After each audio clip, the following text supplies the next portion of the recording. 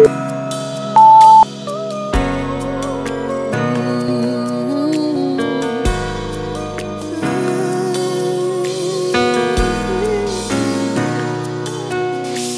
m'a donné la victoire, il m'a donné la victoire, il a effacé mes peines, il m'a donné la victoire, il m'a donné la victoire, il m'a donné la victoire, il a effacé mes transgressions, il m'a donné la victoire. Alléluia. Il m'a donné la victoire. Oh, Il m'a donné la victoire. Jésus a effacé mes peines. Il m'a donné la victoire. Alléluia. Il m'a donné la victoire. Oh, oh, Il m'a donné la victoire. Il a effacé mes peines. Il m'a donné la victoire. Lorsque j'étais méprisé, ma vie perd son sens. Tu as effacé ma douleur, tu m'as donné la victoire. Il m'a donné la victoire, il m'a donné la victoire. Il a effacé mes peines, il m'a donné la victoire. J'ai vu.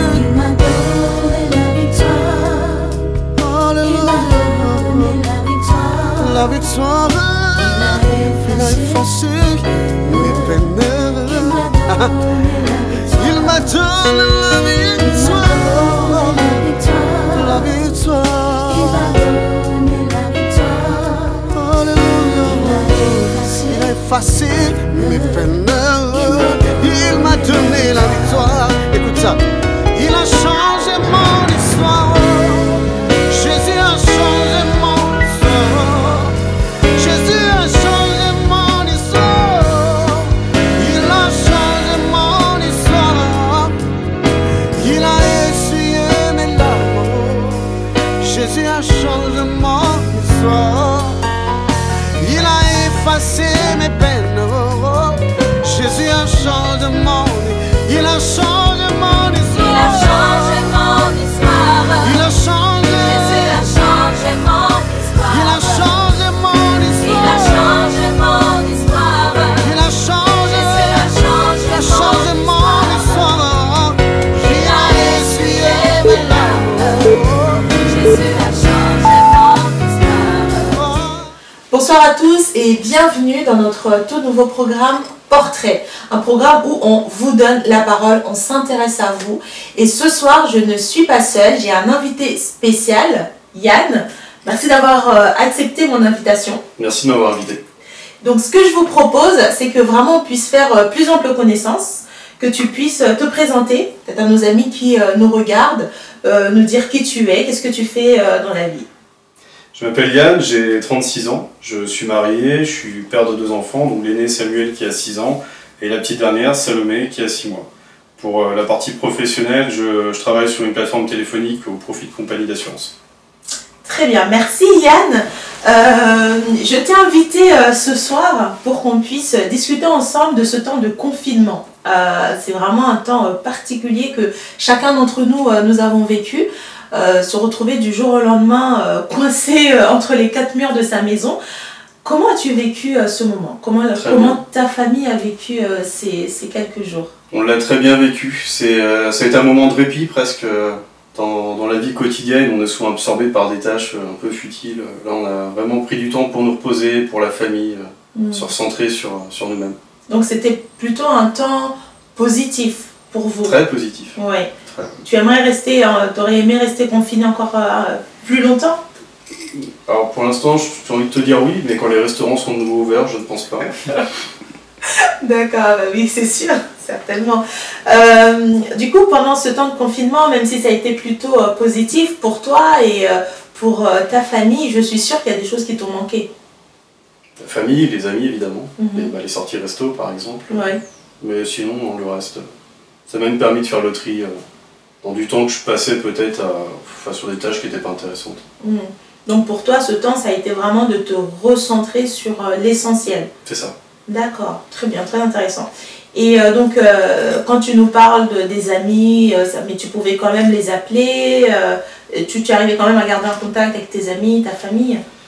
Contact téléphonique, ça reste très virtuel. Finalement, le contact humain, moi, c'est vraiment ce que j'apprécie le plus, quoi, la présence physique d'une autre personne. Avoir une interaction physique avec elle. Pas simplement discuter au téléphone.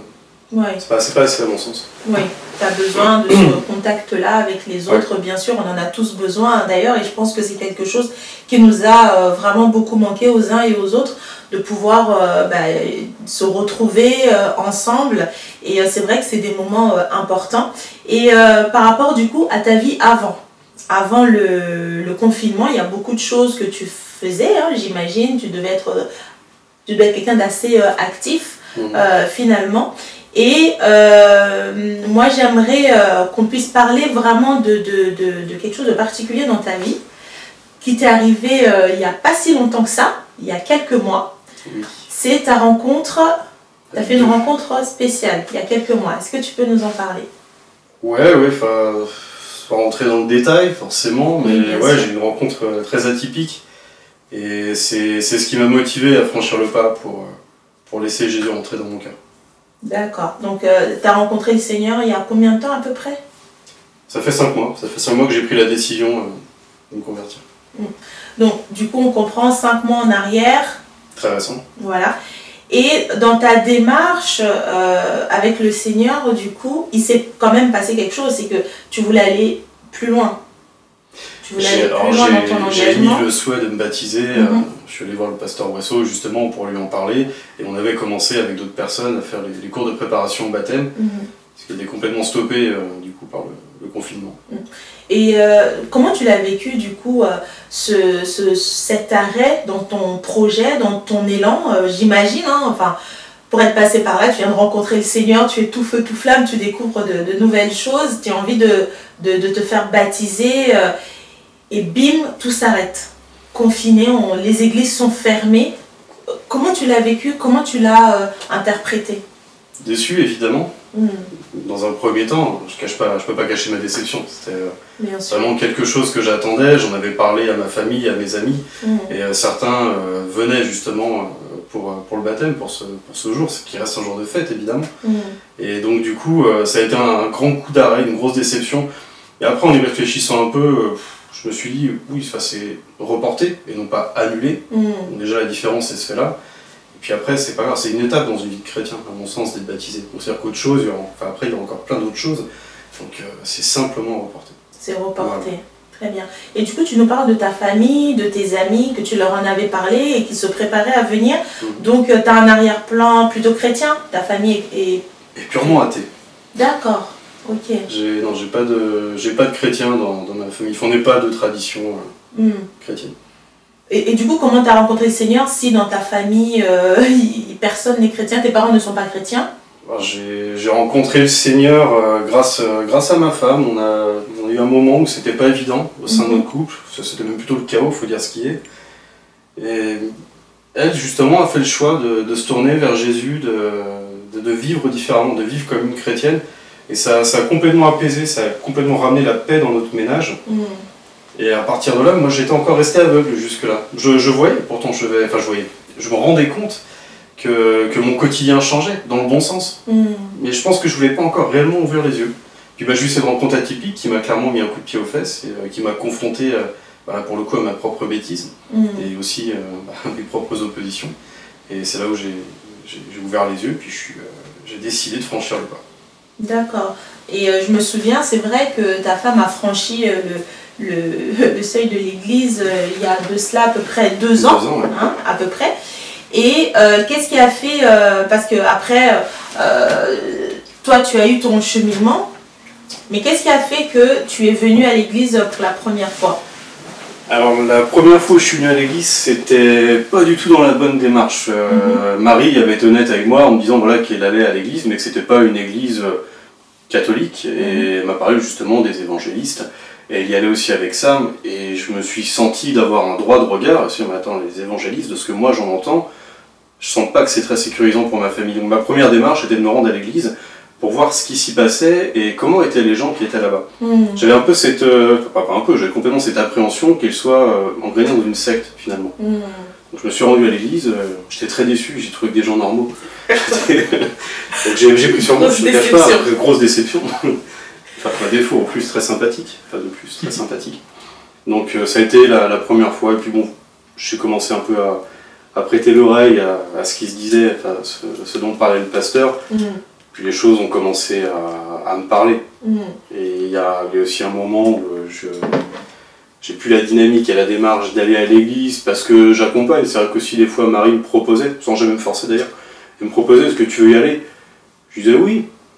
Puis, après un jour, tu te prépares spontanément, puis tu y vas à l'église. C'est toi qui t'as dans les mains, on va être en retard. Ce serait peut-être temps de prendre des devants. C'est toi qui l'as poussé finalement à y aller. Personne ne l'a poussé évidemment, mais après on rentre dans une dynamique qui est complètement différente. On y va par plaisir, par envie. Ça c'est vraiment très intéressant parce que du coup tu n'as pas du tout d'arrière-plan chrétien. C'est ta femme qui fait sa démarche. Toi ensuite tu viens par curiosité. Mais tu viens aussi pour surveiller, pour voir un peu ce qui se passe, qu'est-ce qu'on lui dit là-bas, pour pas qu'elle entende n'importe quoi. Et que... Donc tu viens en gros faire ton rôle de protecteur, hein, en tant qu'époux et en tant que père. Et du coup, c'est là où il va se passer vraiment quelque chose dans ton cœur. Et ça va prendre du temps. Ça va prendre du temps. Jusqu'à ce fameux jour où tu vas décider d'aller plus loin par toi-même, de franchir le pas. Mais qu'est-ce qui a changé finalement dans ta vie? Parce que moi je me questionne, avant de rencontrer le Seigneur, tu n'étais pas un braqueur. Non, j'ai pas de gros passif. T'étais pas quelqu'un de mauvais. T'avais ta maison, t'étais quelqu'un d'honnête, tu vivais ta vie honnêtement comme beaucoup de personnes. Et qu'est-ce qui te manquait et quelle différence tu as senti entre le moment où tu as décidé de marcher avec le Seigneur et le Yann d'avant qui vivait dans sa vie sans Jésus? La paix intérieure. Amen. Ouais, la paix intérieure, alors sans pour autant être quelqu'un de fondamentalement mauvais, je suis quand même quelqu'un qui a une prédisposition à démarrer très vite et être assez colérique. D'accord. Donc là, c'est vrai que depuis que j'ai ouvert mon cœur à Jésus, il faut être très honnête, je suis beaucoup plus calme, beaucoup plus apaisé et tolérant. Il y a des choses qui m'auraient énervé très rapidement, qui m'auraient fait sortir de mes gonds. Il y a encore quelques mois de ça, il y a un an de ça. Maintenant, autant dire, ça me glisse dessus. Je suis même capable d'avoir une pensée pour la personne qui fait un truc qui d'habitude m'aurait énervé en disant si toi aussi tu peux ouvrir ton cœur à Jésus, mais Amen. Tu serais pas comme ça changerait ta vie. Si au passage c'est des autres. La paix. Ouais. Et c'est vrai que la Bible nous parle du Seigneur qui donne la paix. Et il dit il donne une paix surnaturelle, une paix comme le monde ne peut pas nous donner. Une paix qu'aucune richesse, aucun confort matériel, aucune situation aussi confortable qu'elle puisse être ne peut nous donner. Et c'est quelque chose qu'on ne peut pas expliquer. Et finalement, on le vit tout simplement. On le vit et c'est merveilleux. Et est-ce que tu peux me dire du coup, parce que tu as 5 mois de conversion, hein, parce que vraiment comment du coup pendant tout ce temps de confinement tu as fait pour maintenir ta foi, pour faire que toi qui étais tout feu tout flamme, qui avait rencontré finalement Jésus tout récemment, qui avait cette démarche là, qui allait vers le baptême et tout s'arrête, tu te retrouves chez toi, comment tu as fait pour maintenir ta foi et continuer à vivre ta foi avec le Seigneur? Alors, là, ma foi s'est pas essoufflée pour 2 raisons évidentes. Alors, je vais mettre en avant la femme que j'aime évidemment. Donc le fait que ma femme soit chrétienne, ça maintient aussi une dynamique au sein de notre foyer. Oui. On a pris, avant on n'avait pas tout le temps le temps de prier ensemble du moins. Je sais que moi, elle aussi elle fait prier dans sa voiture quand elle partait au travail. Moi dans le tram, il y a toujours un moment où dans la journée on pouvait s'accorder une pensée pour prier, mais pas forcément ensemble. Alors que là, le fait d'être confiné, déjà on pouvait prier ensemble. Donc ça amène quelque chose de sympa qu'on peut faire aussi quotidiennement. Donc ça, la prière, on l'a gardée. La lecture de la Bible, parce que étant novice, je suis en pleine phase de découverte. Donc lire la Bible, c'est déjà une des démarches principales quand on veut être chrétien. Et je vais de découverte en découverte. Ça me plaît énormément. Tu aimes te poser, ouvrir ta Bible il a médité tout seul finalement. Quand je travaille de nuit, Mhm. autant dire qu'il n'y a pas beaucoup d'appels le soir. Ouais. Bible Strong, Forcément. tu vois. Puis tu lis un petit peu tous les jours, Mhm. c'est bien. Très bien. Et j'ai une autre question du coup pour toi qui lit la Bible, qui découvre et qui pendant ces jours de confinement a réussi à maintenir ta foi. Quel est le passage de la Bible qui te marque le plus? Alors, toujours en termes de découverte, cette expression qui est connue de tous, moi je ne savais pas qu'elle venait de la Bible, Mhm. il faut rendre à César ce qui est à César. Oui, c'est Jésus qui l'a dit. Ouais. Mm. Et quand je l'ai lu dans la Bible, j'étais grosse surprise, ça vient de là. Mince. Ouais, ouais. Et non, c'est un passage qui m'a parlé, bon, au-delà de la surprise que cette expression commune vienne de la Bible. Moi j'ai trouvé ça fort parce que c'est quand même le moment où les pharisiens essaient de le mettre en défaut. Mm. Essayent de lui faire avoir de mauvaises paroles et de le piéger en lui disant bah non, regarde là tu t'es trompé.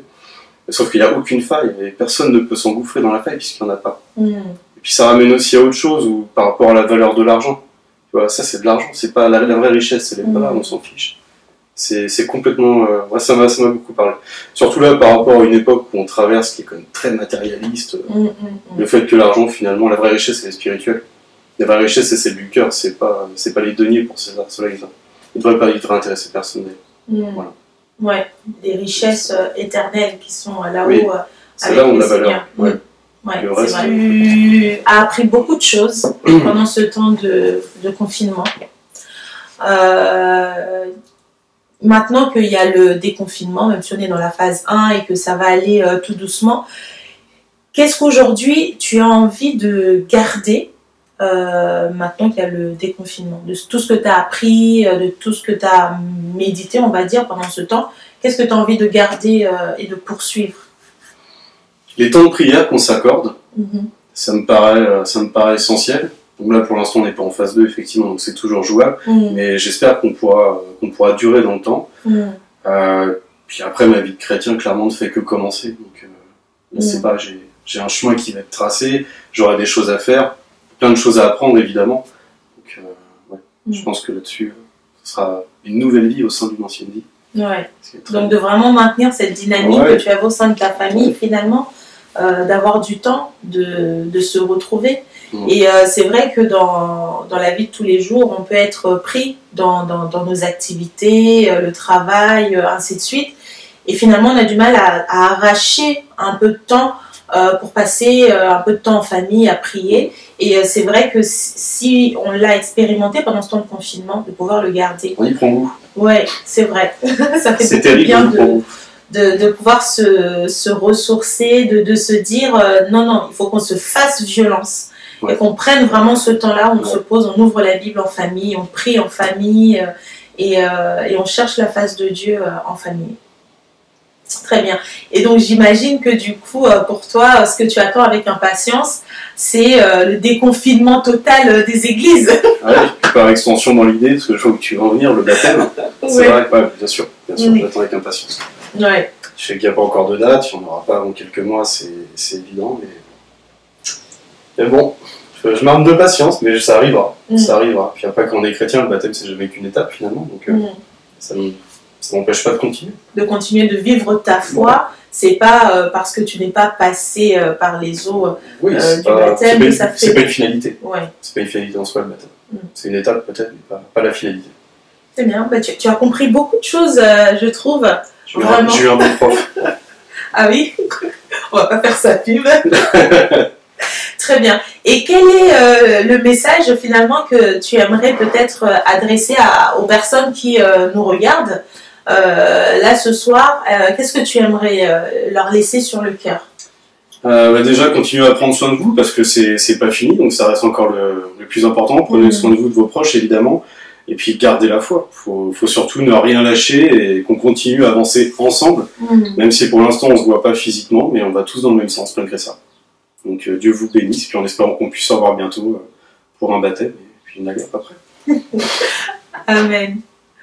Voilà, notre rendez-vous tire à sa fin. Merci à tous de nous avoir suivis et surtout merci à toi Yann d'avoir accepté mon invitation. Merci de m'avoir invité. Merci de nous avoir ouvert ton cœur et de nous avoir partagé ces choses de ta vie. Et voilà, donc bon déconfinement. Merci, toi aussi. Avec ta famille et que vraiment le Seigneur puisse continuer à vous bénir et vraiment t'aider à continuer à grandir avec lui. Merci. Et avant de nous quitter, Yann, je t'avais demandé de te prendre en photo. Oui. Et de venir avec une photo de toi. Effectivement. Et tu te demandes pas pourquoi. Si. Tu veux savoir? Bah, s'il te plaît. Alors, c'est tout bête, c'est que j'ai eu envie de mettre en place le mur des portraits. Le mur des portraits, c'est quoi? C'est ça. Et donc aujourd'hui, tu es celui qui inaugure finalement ce nouveau rendez-vous. Donc, tu l'as faite la photo? Oui, elle est juste là à côté. Parfait, je vais te laisser la prendre. Et puis tu as donc l'honneur, le privilège d'approcher le premier portrait du mur des portraits. Voilà. On voit plus d'attache pour les autres. On va en trouver deux. Voilà, très bien. Notre premier portrait. Merci à tous, en tout cas, pour ce moment partagé ensemble. Que le Seigneur puisse vraiment vous bénir dans vos maisons. Ciao, ciao. À bientôt. Oh, il a effacé mes